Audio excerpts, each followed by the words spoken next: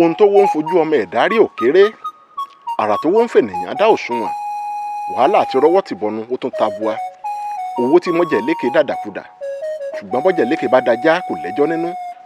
Báyé labọ́lá bó bá dọ̀bọ kì í sọ̀rọ̀ ọjà, ara iṣẹ́ awo wọn òun ni wọ́n ń ṣe.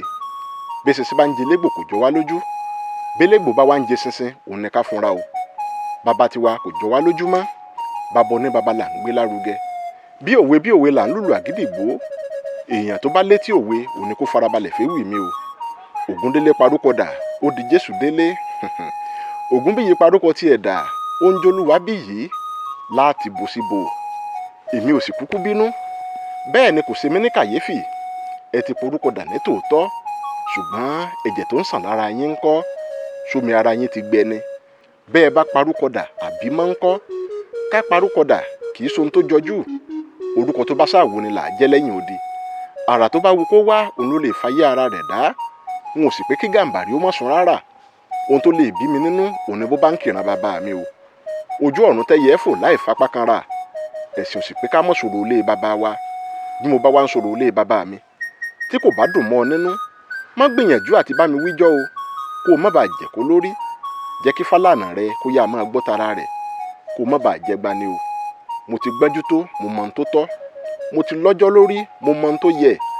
Bí wọn ò bá gbàgbé orírun mi, má bẹnu àtẹ́lù mi kó o má bàa kàbùkù. Bí wọn ò bá ti dá ọ lẹ́kùn tiẹ̀, dákun dábọ̀ má dí mi lọ́wọ́ tèmi o. Àtẹ̀ní mẹ́ni kò tátàná má náà. Bá a bá fẹ́ jẹ́ ọ̀sáká, ẹ jẹ́ ká kúkú jẹ́ ọ̀sáká. Bá a bá sì fẹ́ jẹ́ òṣoko, ká kúkú máa jẹ́ òṣoko wa lọ. Ọ̀sáká soko òun ni kò sunwọ̀n.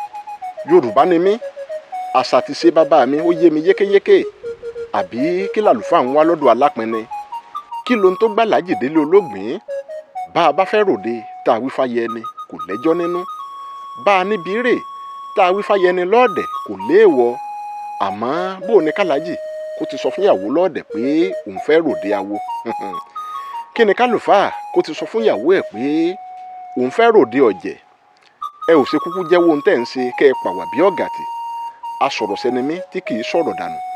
Ẹ jẹ́ ká máa wò gbẹ̀yìn ọmọ tí ń sin baba oníbaba. Ẹ ti gbàgbé ni pé àti wáyé ewé ó ń bẹ lórí igi. Ìṣẹ̀dá òjò ń kọ́ ṣe bí sánmọ̀ ló wà. Àṣírí àrá ń bẹ lọ́wọ́ olúkòso.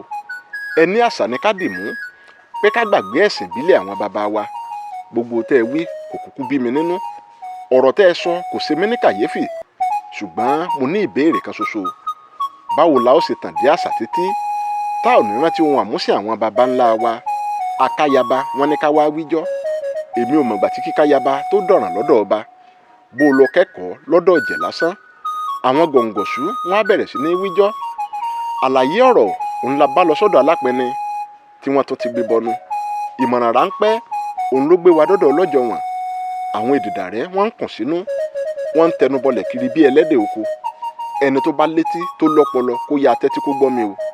Ẹ̀sìn òdínilọ́wọ́ à ń ṣàṣà. Ìsìn àti ìsìn wọn ò jọra wọn.